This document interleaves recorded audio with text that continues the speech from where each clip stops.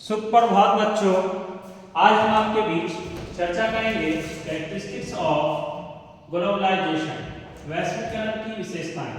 पिछले दिन हम चर्चा कर रहे थे एम्स ऑफ ग्लोबलाइजेशन, वैश्वीकरण के उद्देश्य। वैश्वीकरण के उद्देश्य के बाद हम आपके सामने चर्चा कर रहे हैं वैश्वीकरण की विशेषताएं। और वैश्वीकरण की विशेषताओं के संदर्भ में हम आप बहुत कुछ इससे पूर्व वैश्वीकरण के उद्देश्य में हमने जाना था कि वैश्वीकरण का उद्देश्य लोगों को बहुत सारी मुद्दे और चुनौतियों का सामना स्वीकार करना और उनसे बाहर निकालने की क्षमता का आदान प्रदान करना। उसी टाइप से हम चर्चा कर रहे हैं वैश्वीकरण की विशेषताएं। वैश्वीकरण की बहुत सारी विशेषताएं हैं, बहुत सारी अवधारणाएं हैं, इसलिए कि वैश्वीकरण की बिना विशेषताएं और उसकी अवधारणाओं के हम आप अपनी जीवन शैली का निर्माण किसी भी रूप में करते हैं तो उससे पहले हम आपको बहुत सारी चीज़ें सोच समझ के करनी पड़ती है। उनमें सबसे पहली है जो उनकी विशेषताओं पर आधारित है, जिसमें है सबसे पहला पॉइंट होगा based on cooperation. Based on cooperation, जिसको हम आप सहयोग पर आधारित के रूप में जानते हैं। सहयोग पर आधारित हम आप अक्सर जीवन के अंदर वैश्वीकरण के विभिन्न मुद्दे और चुनौतियों का सामना करते हैं और अलग अलग अवधारणाओं के रूप में हम जानने और समझने का प्रयास करते हैं। और वैश्वीकरण की जो अवधारणा है उसको हम अवलोकन करने के लिए हम आप अपनी जीवन शैली का निर्माण करते हैं और निर्माण करने के साथ वैश्वीकरण में हम सहयोग की भावना रखते हैं। और जैसे ही हम आप सहयोग की भावना रखते हैं, कहीं ना कहीं अंतर्राष्ट्रीय स्तर पे हम एक दूसरे से क्या करते हैं, सहायता करते हैं और विशेष रूप में एक दूसरे को सहयोग दे करके हम आप लोगों को विशेष बल के रूप में सहयोग करते हैं। और विशेष बल के रूप में इसलिए सहयोग करते हैं जिसके माध्यम से हम आप बिना किसी के सहायता के हम किसी को आगे नहीं ला सकते हैं। किसी की समस्याओं का समाधान उस समय तक नहीं कर सकते हैं जब हम उनको सहयोग ना करें। इसलिए हम आपको अपने जीवन के अंदर विभिन्न प्रकार के मुद्दे और चुनौतियों का जवाब देने के लिए हम आपके लिए ज़रूरी है कि हम आप अपने जीवन शैली का निर्माण जैसे करते हैं वैसे ही हम लोगों को अंतर्राष्ट्रीय स्तर पर एक दूसरे की सहायता से के माध्यम से हम एक दूसरे को के अंदर विशेष बल दे सकते हैं। जैसे भूकंप आता है तो भूकंप के समय या फिर बाढ़ आती है तो बाढ़ के समय हमें सबों के लिए एक रूपता से सहयोग की भावना के माध्यम से आगे आने की जरूरत है, ताकि इन भूकंप से आपदा से लोगों को, वैश्विक आपदा से लोगों को बचाने की आवश्यकता है। और जब हम लोगों को बचाते हैं तो ये हम आप अंतर्राष्ट्रीय सहयोग पर आधारित कार्य करते हैं। और जब अंतर्राष्ट्रीय स्तर की शोध पर आधारित कार्य करते हैं तो अंतर्राष्ट्रीय स्तर पे हमको सहायता जैसे प्रदान करते हैं, वैसे ही हम लोगों की समस्याओं को समाधान करने के लिए सहयोगात्मक दृष्टिकोण पर आधारित होते हैं। तो लोगों की समस्याएं समाधान में बदलती हैं और समाधान के साथ लोगों को बाढ़ हो या फिर कह सकते हैं कि सुनामी लहर आती है या कोई भी आती है, इस तरह के मुद्दे और चुनौतियां उस समय आपको जब लोग बढ़ चढ़ के सहयोग करते हैं तो सामने वाले व्यक्ति की समस्या का समाधान हो पाता है। दूसरा है बेस्ड ऑन गुड फेथ।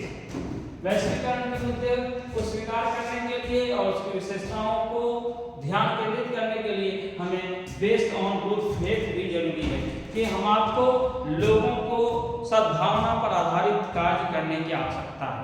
हम जो काम कर रहे हैं सामने वाले को गुड फेथ में लेकर के अगर किसी कार्य को आगे बढ़ाते हैं तो सामने वाले की समस्या समाधान में बदल जाती है, उसकी बड़ी से बड़ी समस्या बहुत छोटी लगने लगती है। तो वैश्वीकरण के समन्वय को हम समझते हुए इस बात को हम महत्व को मानते हैं कि लोगों में ये भावनाएं पाई जाती हैं कि लोग अपने स्तर के लिए एक दूसरे की सहायता के लिए उसी समय आगे आते हैं जब मानवीय कार्य हम आप करते हैं। तो मानवीय कार्य के माध्यम से हम आपकी भावनाओं को ठेस नहीं पहुंचती है, बल्कि एक दूसरे से सपोर्ट मिलता है। और जब एक दूसरे से सपोर्ट मिलता है, एक दूसरे का सहयोग मिलता है तो हम किसी की हमारी समस्या में समाधान करने में जिनका सहयोग होता है उसको हम जीवन भर नहीं भूलते हैं। और नहीं भूलने के पीछे रीज़न ये है कि हम आपकी भावनाएं उनसे जुड़ जाती हैं। इन्होंने हमारा बुरे समय में बुरे समय में हमारा साथ दिया था। इसलिए हमारे जीवन के अलग अलग पड़ाव में अगर कोई मुझे बुरे समय में सहयोग कर रहा है तो मुझे उसे कभी नहीं भूलना चाहिए। नेक्स्ट है मोर गवर्नमेंट कंट्रोल रॉन्ग।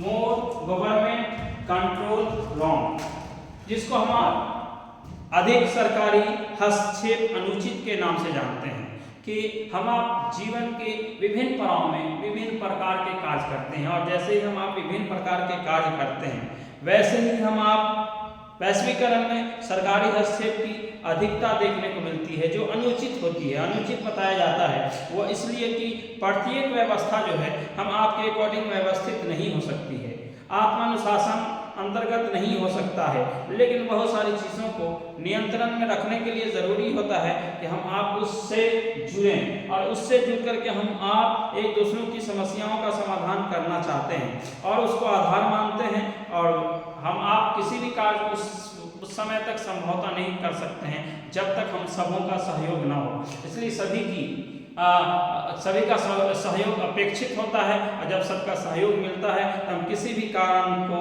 सरकारी कार्य हो या गैर सरकारी हो, किसी भी कार्य को हम आसानी से बना सकते हैं। इसलिए ज़रूरी है कि सरकारी नियंत्रण वाले कार्य को सामान्य रूप में किया जाए, और सरकार को चाहिए कि किसी काम में हस्तक्षेप ना करे। अगर कोई अच्छे काम हो रहे हैं समाज में तो उस काम को सरकार की तरफ से भी, सरकारीकरण की ओर से भी ज़्यादा से ज़्यादा सहयोग मिलना चाहिए।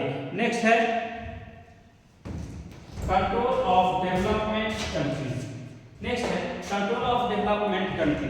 कंट्रोल ऑफ डेवलपमेंट कंट्री का अर्थ होता है विकसित देशों पर नियंत्रण।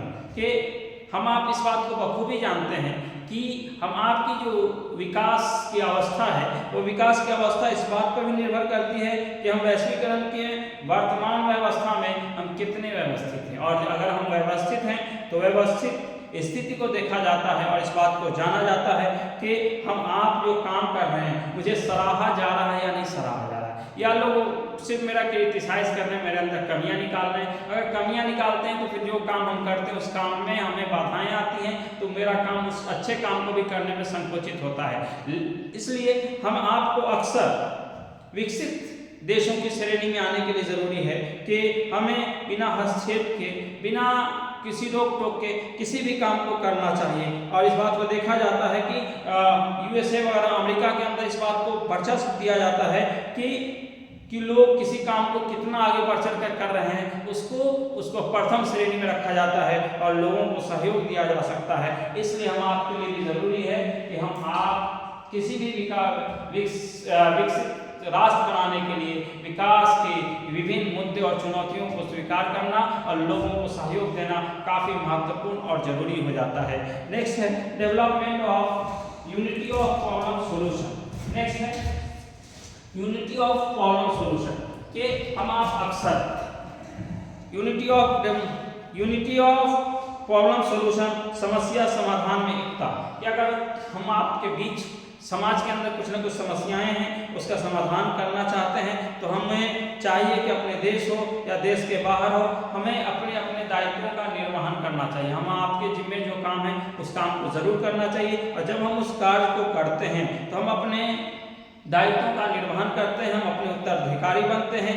और आप अक्सर देखते हैं कि यूएसए कंट्री, रूस, अमेरिका के अंदर इस बात को ज़्यादा से ज़्यादा देखा जाता है कि वहाँ लोग वैश्वीकरण के मुद्दे को सहयोग के भावना से देखते हैं, और सहयोग के भावना से देखने के साथ साथ उसमें विशेषता पथ प्रदर्शित हो जाती है। वो इसलिए कि लोग अच्छे काम के लिए बहुत ज़्यादा आगे बढ़ चढ़ कर हिस्सा लेते हैं। इसलिए हम आपको अपने जीवन के अंदर बहुत सारी समस्या का समाधान करने के लिए एकता के सूत्र में बांधने की ज़रूरत है, और जब हम एकता के सूत्र में बांधते हैं तो हम लोगों की समस्या और उसका समाधान करते हैं, और जब लोगों की समस्या उसका समाधान करते हैं तो लोगों के अंदर की जो समस्याएं हैं वो समाधान के रूप में आती हैं, और वैश्वीकरण की विशेषताओं का प्रारूप भी निश्चित हो जाता है। इसलिए आप लोगों से रिक्वेस्ट है कि आप हमारे चैनल को लाइक करें, शेयर करें और सब्सक्राइब करें, ताकि मैं अच्छी से अच्छी वीडियो के साथ आप तक उपस्थित हो सकूं। धन्यवाद। मैं दूसरे पार्ट के साथ आपके साथ उपस्थित होऊंगा।